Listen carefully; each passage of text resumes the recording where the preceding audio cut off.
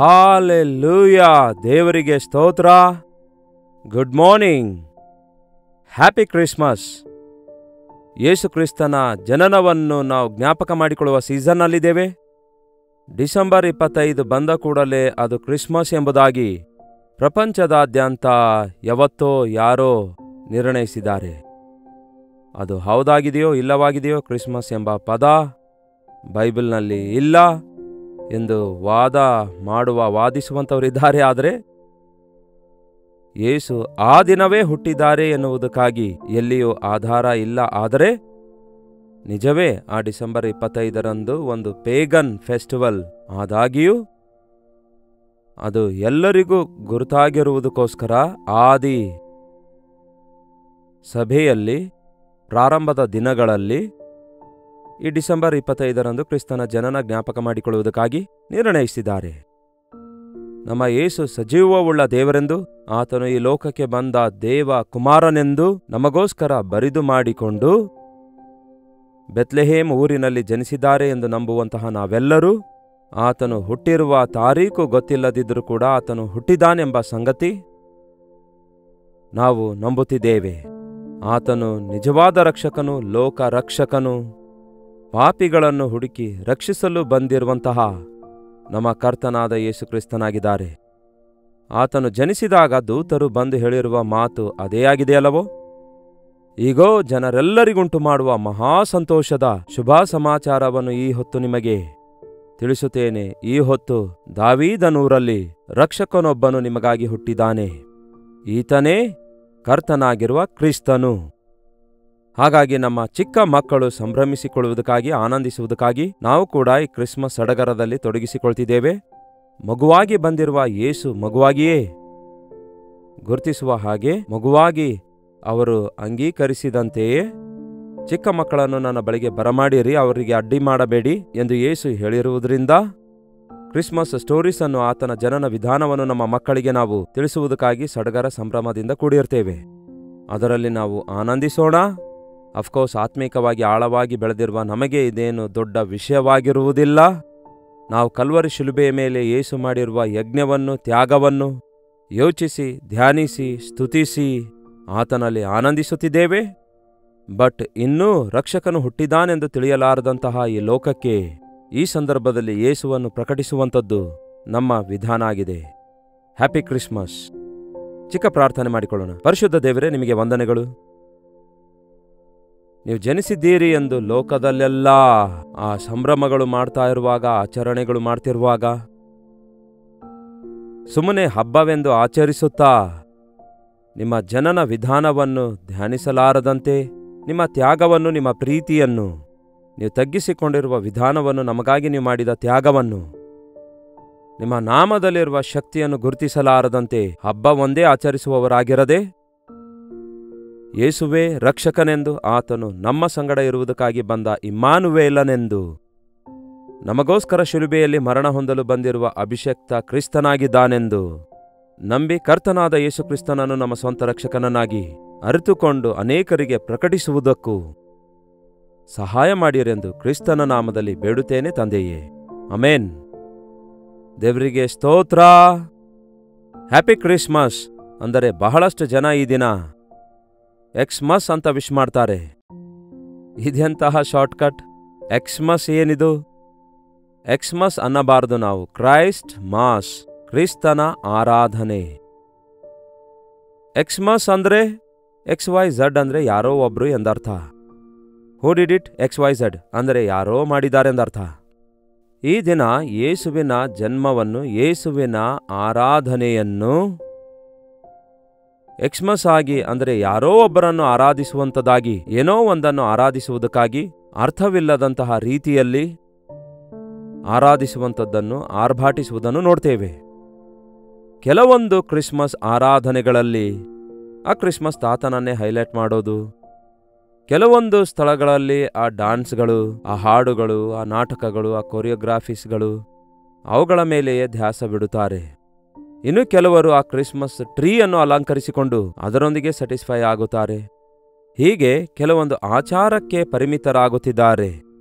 ಆದರೆ ಇವಾಗ ಅವಾಗ ಯಾವಾಗಲೂ ನಾವು ನಮ್ಮ ಕರ್ತನಾದ ಯೇಸುವನ್ನು ಆತ್ಮದಿಂದಲೂ ಸತ್ಯದಿಂದಲೂ ಆರಾಧಿಸಬೇಕು.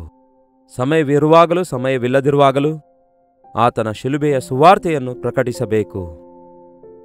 ಅದಕ್ಕೆ ಈ ದಿನ ಒಂದು ಪ್ರತ್ಯೇಕವಾದ ದಿನವಾಗಿ ಎಲ್ಲರಿಗೋಸ್ಕರ ಪರಲೋಕವನ್ನು ಬಿಟ್ಟು ಬಂದ ದೇವರನ್ನು, ಆತನ ಯಜ್ಞದ ಕುರಿತು ಆಲೋಚನೆ ಮಾಡಿಕೊಂಡು ಆತನನ್ನು ಸ್ತುತಿಸಿ ಆತನನ್ನು ಆನಂದಿಸುವುದಕ್ಕೂ ಈ ದಿನವನ್ನು ಪ್ರತ್ಯೇಕವಾಗಿ ನಾವು ಸದುಪಯೋಗ ಮಾಡಿಕೊಳ್ಳೋಣ. ಯೆಶಾಯನ ಪುಸ್ತಕ 9ನೇ ಅಧ್ಯಾಯ 6ನೇ ವಚನ.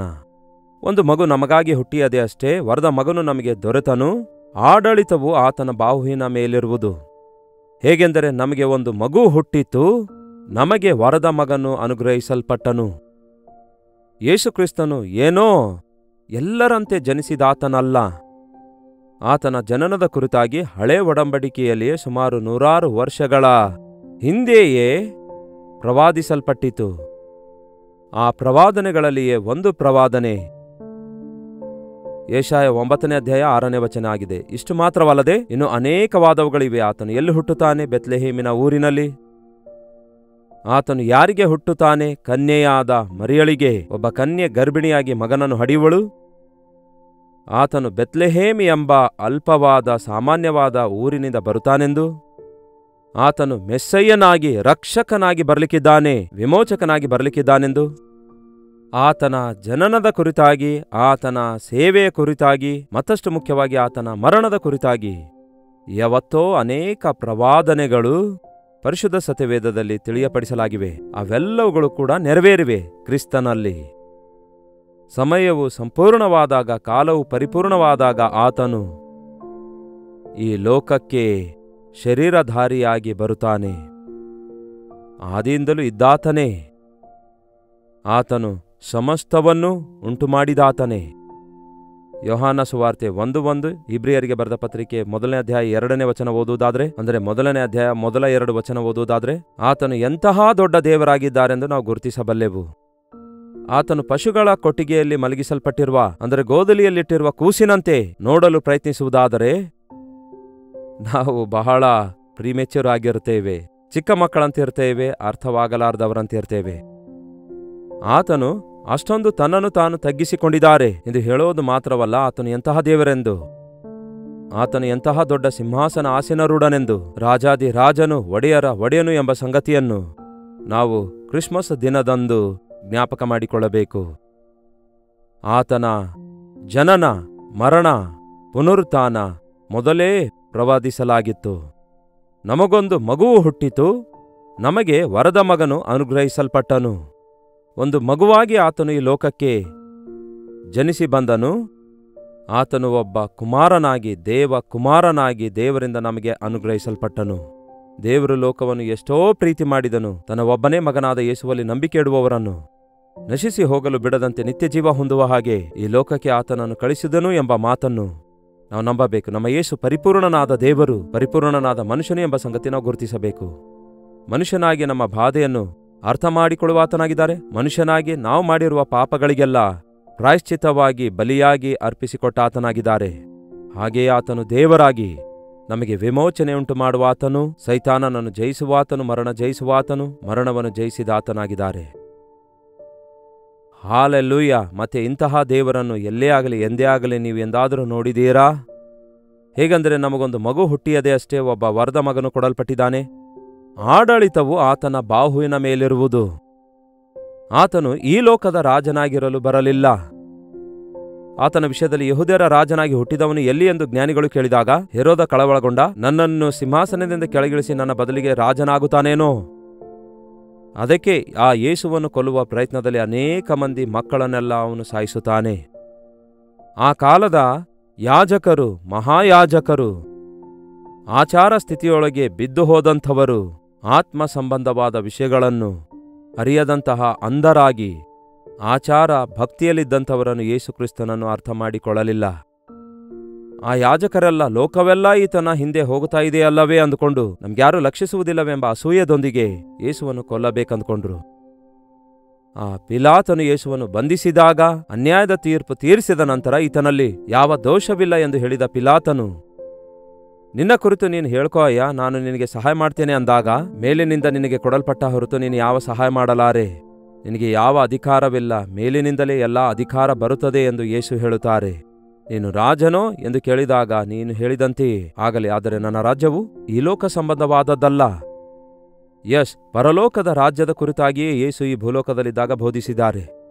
ಆತನ ಬಾಹುವಿನ ಮೇಲೆ ಆಡಳಿತವೂ ಇರುವುದು ಎನ್ನುವಾಗ ಪರಲೋಕದ ರಾಜನು, ರಾಜಾದಿ ರಾಜನು, ಸರ್ವಾಧಿಕಾರ ಕೊಡಲ್ಪಟ್ಟ ಕರ್ತನು ಎಂಬ ಸಂಗತಿಯನ್ನು ಗುರುತಿಸಿ ಆತನು ಜನಿಸಿದ್ದಾನೆ ಎಂಬ ಸಂತೋಷದಿಂದ ಆತನು ಎಂತಹ ದೊಡ್ಡ ದೇವರೆಂದು ಗ್ರಹಿಸುವಂತೆ ಈ ದಿನ ನಾವು ಗುರುತಿಸಬೇಕು. ಆತನ ಶ್ರೇಷ್ಠತೆಯ ಕುರಿತು ಧ್ಯಾನಿಸಬೇಕು.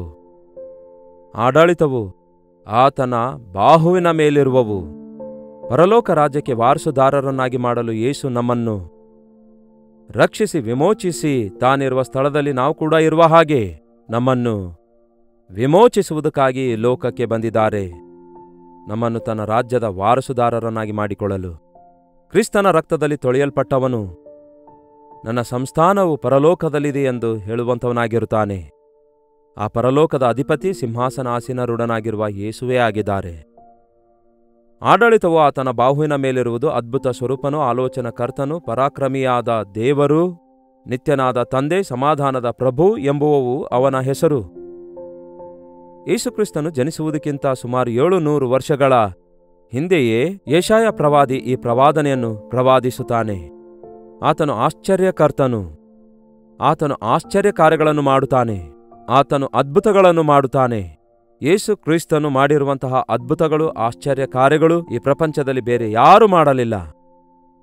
ಆತನು ಕುಂಟರಿಗೆ ಕಾಲು ಕೊಡುತ್ತಾನೆ, ಕುರುಡರಿಗೆ ಕಣ್ಣು ಕೊಡುತ್ತಾನೆ, ಮೂಕರ ಬಾಯಿ ತೆರೆಯುತ್ತಾನೆ ಹಾಗೂ ಕಿವುಡರ ಕಿವಿ ತೆರೆಯುತ್ತಾನೆ.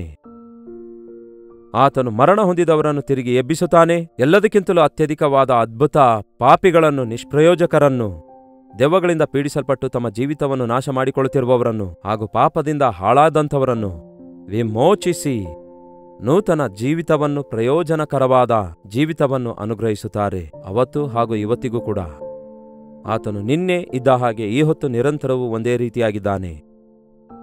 ಈ ಯೇಸು ಕ್ರಿಸ್ತನು ಆಶ್ಚರ್ಯಕರ್ತನು, ಆಶ್ಚರ್ಯ ಕಾರ್ಯ ಮಾಡುವ ಆತನಾಗಿದ್ದಾರೆ.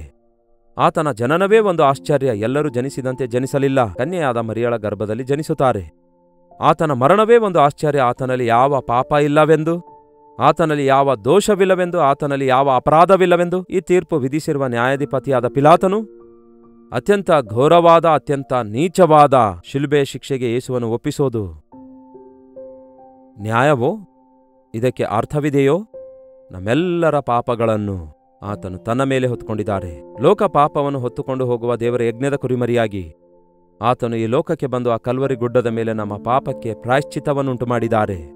ಪಾಪರಹಿತನಾಗಿ ಪಾಪಿಗಳಾದ ನಮ್ಮನ್ನು ವಿಮೋಚಿಸಿದ್ದಾನೆಂದು ಆತನ ಮರಣ ಸಮಯದಲ್ಲಿ ನಾವು ನೋಡ್ತೇವೆ. ಅದಕ್ಕಿಂತಲೂ ಹೆಚ್ಚಾಗಿ ಆತನು ಮರಣವನ್ನೇ ಜಯಿಸಿ 3ನೇ ದಿನದಲ್ಲಿ ಮೃತ್ಯುಂಜಯನಾಗಿ ಎದ್ದು ಬಂದಿದ್ದಾರೆ.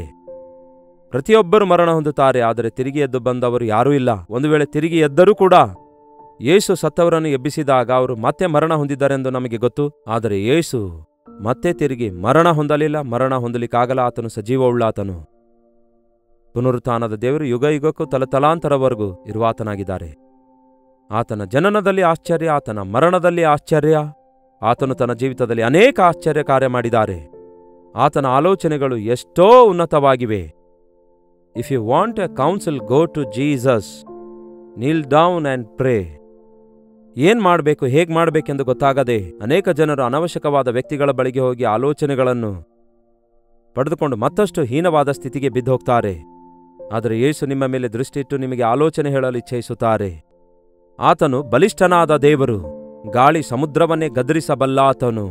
ಆತನು ನಿತ್ಯನಾದ ತಂದೆ, ನಮ್ಮ ಕಣ್ಣೀರನ್ನು ಒರೆಸುವಾತನು, ಮುಪ್ಪಿನವರೆಗೂ ನಮ್ಮನ್ನು ಹೊತ್ತುಕೊಳ್ಳುವಾತನಾಗಿದ್ದಾರೆ. ತಂದೆ ತನ್ನ ಮಕ್ಕಳನ್ನು ಕನಿಕರಿಸುವಂತೆ ನಮ್ಮನ್ನು ಕನಿಕರಿಸುವಾತನಾಗಿದ್ದಾರೆ. ಹೆತ್ತ ತಾಯಿ ಮರೆತರು ನಮ್ಮನ್ನು ಮರೆಯಲಾರದ ದೇವರಾಗಿದ್ದಾರೆ. ನಿತ್ಯವೂ ನಮ್ಮ ಸಂಗಡ ಇರುವಾತನಾಗಿದ್ದಾರೆ. ಆತನು ಸಮಾಧಾನದ ಅಧಿಪತಿಯಾಗಿದ್ದಾನೆ, ಸಮಾಧಾನಕ್ಕೆ ಕರ್ತನಾಗಿದ್ದಾರೆ. ಆತನು ಸಮಾಧಾನ ಕೊಡುವಾತನು. ನಮ್ಮ ಪಾಪಗಳನ್ನು ಕ್ಷಮಿಸಿ ನಮಗೆ ಸಮಾಧಾನ ಕೊಟ್ಟು ತನ್ನ ರಾಜ್ಯದಲ್ಲಿ ನಿರಂತರವೂ ಜೀವಿಸುವ ಭಾಗ್ಯ ಕೊಟ್ಟಾತನಾಗಿದ್ದಾರೆ. ಇಂತಹ ದೇವರು ಈ ಲೋಕದಲ್ಲಿ ನಮಗೋಸ್ಕರ ಜನಿಸಿದ್ದಾರೆ ಎಂಬ ಸಂಗತಿ ಈ ದಿನ ನಾವು ಎಷ್ಟರ ಮಟ್ಟಿಗೆ ಧ್ಯಾನಿಸುತ್ತೇವೋ ಅಷ್ಟು ಹೆಚ್ಚು ಆಶೀರ್ವದಿಸಲ್ಪಡ್ತೇವೆ, ಅಷ್ಟೇ ಹೆಚ್ಚಾಗಿ ಪ್ರಭು ಯೇಸುವಿನಲ್ಲಿ ಆನಂದಿಸುತ್ತೇವೆ. ಅಷ್ಟೊಂದು ದೇವರಿಂದ ದಿವ್ಯದಾನಗಳಿಂದ ತುಂಬಲ್ಪಟ್ಟು ಬಹಳವಾಗಿ ಹೆಚ್ಚಿಸಲ್ಪಡ್ತೇವೆ. ಇಂತಹ ದೊಡ್ಡ ರಕ್ಷಕನು ಜನಿಸಿದ್ದಾನೆಂಬ ಸಂಗತಿ ಅರಿಯದವರು, ಈ ರಕ್ಷಕನು ನಮ್ಮ ಜೀವಿತದಲ್ಲಿ ಎಂತಹ ಕಾರ್ಯಗಳನ್ನು ಮಾಡಬಲ್ಲನೆಂದು ತಿಳಿಯಲಾರದಂಥವರು, ಈತನು ನಮ್ಮ ಪಾಪಗಳನ್ನು ಕ್ಷಮಿಸುವಾತನಾಗಿದ್ದಾರೆ, ನಮ್ಮನ್ನು ಆಶೀರ್ವದಿಸಿ ನಾವು ಮರಣ ಹೊಂದಿದ ನಂತರ ತನ್ನ ರಾಜ್ಯದ ವಾರಸುದಾರರನ್ನಾಗಿ ಮಾಡಿಕೊಳ್ತಿದ್ದಾರೆಂಬ ಸಂಗತಿ ಈ ದಿನಗಳಲ್ಲಿ ಎಷ್ಟು ಜನರಿಗೆ ಸಾಧ್ಯವೋ ಅಷ್ಟು ಜನರಿಗೆ ತಿಳಿಯಪಡಿಸಿರಿ. ಮೊದಲು ನೀವು ಖುದ್ದಾಗಿ ಧ್ಯಾನಿಸಿರಿ, ಈ ಯೇಸುವಿನ ಪ್ರೀತಿಯ ಕುರಿತು ಪ್ರಕಟಿಸಿರಿ. ಪ್ರಾರ್ಥನೆ. ಪರಿಶುದ್ಧ ದೇವರೇ, ನಿಮಗೆ ವಂದನೆಗಳು. ಮತ್ತೊಂದು ಹಬ್ಬ ಬಂದಿತೆಂದು ಸಂಭ್ರಮ ಪಡದೆ ಆ ಹಬ್ಬದಲ್ಲಿರುವ ಸತ್ಯವನ್ನು ಗ್ರಹಿಸಿಕೊಂಡು ನಮ್ಮನ್ನು ಪ್ರೀತಿಸಿ ಸಮಸ್ತವನ್ನೇ ಬಿಟ್ಟು ತನ್ನನ್ನು ಬರಿದು ಮಾಡಿಕೊಂಡು ಈ ಲೋಕಕ್ಕೆ ಬಂದು ನಮಗೋಸ್ಕರ ಯಜ್ಞವಾಗಿರುವ ಯೇಸು ಕ್ರಿಸ್ತನ ಪ್ರೀತಿಯನ್ನು ನೆನೆಸಿಕೊಂಡು ಸ್ತುತಿಸುವುದಕ್ಕಾಗಿ ನಮ್ಮ ಪ್ರತಿಯೊಬ್ಬೊಬ್ಬರಿಗೂ ಸಹಾಯ ಮಾಡಿರಿ ದೇವರೇ. ಪಾಪಿಗಳನ್ನು ಹುಡುಕಿ ರಕ್ಷಿಸುವುದಕ್ಕಾಗಿಯೇ ನೀವು ಈ ಲೋಕಕ್ಕೆ ಬಂದಿದ್ದೀರಿ. ಸೈತಾನನ ಕಾರ್ಯಗಳೆಲ್ಲ ಲಯ ಮಾಡುವುದಕ್ಕಾಗಿಯೇ ಈ ಲೋಕಕ್ಕೆ ಬಂದಿದ್ದೀರಿ. ಕೆಟ್ಟು ಹೋಗಿರುವುದನ್ನು ಹುಡುಕಿ ರಕ್ಷಿಸುವುದಕ್ಕಾಗಿಯೇ ಈ ಲೋಕಕ್ಕೆ ಬಂದಿದ್ದೀರಿ ಎಂದು ತಿಳಿದಿದ್ದೇವೆ. ಇನ್ನು ಎಷ್ಟೋ ಜನ ನಶಿಸಿ ಹೋಗ್ತಿದ್ದಾರೆ ದೇವರೇ. ಇನ್ನು ಎಷ್ಟೋ ಜನ ಪಾಪದ ಕೊಳದಲ್ಲಿಯೇ ಮುಳುಗಿ ಹೋಗಿದ್ದಾರೆ ದೇವರೇ. ಅಂಥವರಿಗೆ ನಿಮ್ಮ ಬಿಡುಗಡೆ ದೊರಕುವ ಹಾಗೆ ನಿಮ್ಮ ನಾಮ ಅವರಿಗೆ ಪ್ರಕಟಿಸುವಂತೆ ನಮ್ಮೆಲ್ಲರಿಗೂ ಸಹಾಯ ಮಾಡಿರಿ. ನಮಗೋಸ್ಕರ ಸಂತೋಷ ತಂದು ನಮಗೆ ಪಾಪ ಕ್ಷಮಾಪಣೆ ಅನುಗ್ರಹಿಸಿ ಪಾಪಕ್ಕೆ ಪ್ರಾಯಶ್ಚಿತ್ತ ಉಂಟು ಮಾಡಿ ನಿಮ್ಮ ರಾಜ್ಯಕ್ಕೆ ವಾರಸುದಾರರನ್ನಾಗಿ ಮಾಡಿರುವ ನಿಮ್ಮ ಪ್ರೀತಿಯ ಕುರಿತು ಯೋಚಿಸಿ ನಿಮ್ಮನ್ನು ಸ್ತುತಿಸಿ ಆರಾಧಿಸುವುದಕ್ಕೂ ಈ ದಿನವೆಲ್ಲ ನಮ್ಮ ಬದುಕೆಲ್ಲ ಕ್ರಿಸ್ತನು ಈ ಹೊತ್ತು ಹುಟ್ಟಿದಾನೆ, ನನಗಾಗಿ ಹುಟ್ಟಿದಾನೆ, ನನ್ನ ಹೃದಯದಲ್ಲಿ ಹುಟ್ಟಿದಾನೆ ಎಂಬ ಆನಂದದೊಂದಿಗೆ ನಾವು ಕೊಂಡಾಡುವಂತೆ ಸಹಾಯ ಮಾಡಿರೆಂದು ಕ್ರಿಸ್ತನ ನಾಮದಲ್ಲಿ ಬೇಡುತ್ತೇನೆ ತಂದೆಯೇ, ಆಮೇನ್. ನಮ್ಮ ತಂದೆಯಾದ ದೇವರ ಪ್ರೀತಿಯು, ಮಗನಾಗಿರುವ ಕ್ರಿಸ್ತನ ಕೃಪೆಯು, ಆದರಣೆಕರ್ತನಾದ ಪವಿತ್ರಾತ್ಮನ ಸಹವಾಸವು ಕೂಡಿ ಬಂದಿರುವ ನಮ್ಮೆಲ್ಲರ ಸಂಗಡ ಇಂದಿಗೂ ಸದಾಕಾಲಕ್ಕೂ ನೆಲೆಯಾಗಿರಲಿ. ಆಮೇನ್. ದೇವರಿಗೆ ಸ್ತೋತ್ರ. ನಿಮ್ಮ ಪ್ರಾರ್ಥನಾ ಮನವಿ 8939731313 ನಂಬರಿಗೆ ಹಾಗೂ ಹೊರದೇಶದಿಂದಲೂ ಸಹ ವೀಕ್ಷಿಸುವುದಾದರೆ ಇದೇ ನಂಬರಿಗೆ ಒಂದು ಟೆಕ್ಸ್ಟ್ ಆಗಲಿ, ವಾಯ್ಸ್ ಮೆಸೇಜ್ ಆಗಲಿ, ವಾಟ್ಸಪ್ ಕಳಿಸಿಕೊಡಿರಿ. ನಿಮಗೋಸ್ಕರ ಪ್ರಾರ್ಥಿಸ್ತಿದ್ದೇವೆ. ನೀವು ಕೂಡ ಪ್ರಾರ್ಥಿಸಿರಿ. ಅದ್ಭುತ ಆಶ್ಚರ್ಯ ಕಾರ್ಯಗಳನ್ನು ನೀವು ಕೂಡ ಅನುಭವಿಸಬಲ್ಲಿರಿ. ಕ್ರಿಸ್ಮಸ್ ನಂತರ ಬರುತ್ತೆ ನ್ಯೂ ಇಯರ್. ಕ್ರಿಸ್ತನ ಬಳಿಗೆ ಬರುವಂಥವರೆಲ್ಲರೂ ಹೊಸ ವರ್ಷದಲ್ಲಿ ದೇವರ ಆಶೀರ್ವಾದಗಳೊಂದಿಗೆ ನೂತನವಾದ ಮಾರ್ಗದಲ್ಲಿ ನಡೆಯಬೇಕೆಂದು ದೇವರು ಆಶಿಸುತ್ತಾರೆ. ಆ ಜ್ಞಾನಿಗಳು ಬಂದ ದಾರಿಯಲ್ಲಿ ಹೋಗದೆ ಮತ್ತೊಂದು ದಾರಿಯಲ್ಲಿ ಹೋಗುತ್ತಾರೆ. ಯೇಸುವಿನ ಬಳಿಗೆ ಬಂದಂಥವರು ಅದೇ ದಾರಿಯಲ್ಲಿ, ಅದೇ ಪರಿಸ್ಥಿತಿಯಲ್ಲಿ ಹಿಂದಿರುಗದೆ ಆಶೀರ್ವಾದಕರವಾದಂತಹ, ಪ್ರಕಾಶಮಯವಾದಂತಹ ಆತನ ಸತ್ಯ ಮಾರ್ಗದಲ್ಲಿ ಮುಂದೆ ಸಾಗುತ್ತಾರೆ. ಅಂತಹ ಆಶೀರ್ವಾದ ನಮಗೂ ಕೂಡ ಕರ್ತನ ಚಿತ್ತವಿರುವುದಾದರೆ ಮುಂದಿನ ನೂತನ ವರ್ಷದಲ್ಲಿ ನಮಗೆ ಅನುಗ್ರಹಿಸಲ್ಪಡಲಿ. ಕರ್ತನ ಚಿತ್ತವಿರುವುದಾದರೆ ಮತ್ತೆ ನಾಳೆ ಇದೇ ಅನುದಿನದ ಧ್ಯಾನ ಎಂಬ ಕಾರ್ಯಕ್ರಮದಲ್ಲಿ ಮತ್ತೆ ಭೇಟಿಯಾಗೋಣ. ಅಲ್ಲಿಯವರೆಗೂ ದೇವರ ಮಹಾಕೃಪೆ ನಿಮ್ಮೆಲ್ಲರೊಂದಿಗೆ ಇರಲಿ. ಈ ದಿನ ಕ್ರಿಸ್ಮಸ್ ಆರಾಧನೆಗಾಗಿ ನಿಮ್ಮ ಚರ್ಚಸ್ಗಳಿಗೆ ಹೋಗಿ ಕ್ರಿಸ್ತನನ್ನು ಕುಟುಂಬ ಸಹಿತವಾಗಿ ಆರಾಧಿಸಿರಿ. ಆಮೇಲೆ ನಿಮ್ಮ ಅನುಕೂಲತೆ ಮೇರೆಗೆ ಈ ಸೋಷಿಯಲ್ ಮೀಡಿಯಾದಲ್ಲಿರುವ ಸಂದೇಶಗಳನ್ನು ಕೂಡ ವೀಕ್ಷಿಸಿರಿ. ನಿಮಗೂ ನಿಮ್ಮ ಕುಟುಂಬಕ್ಕೂ ಕ್ರಿಸ್ತನ ಜನ್ಮದ ಅಂಗವಾಗಿ ಕ್ರಿಸ್ಮಸ್ಸಿನ ಶುಭಾಶಯಗಳು.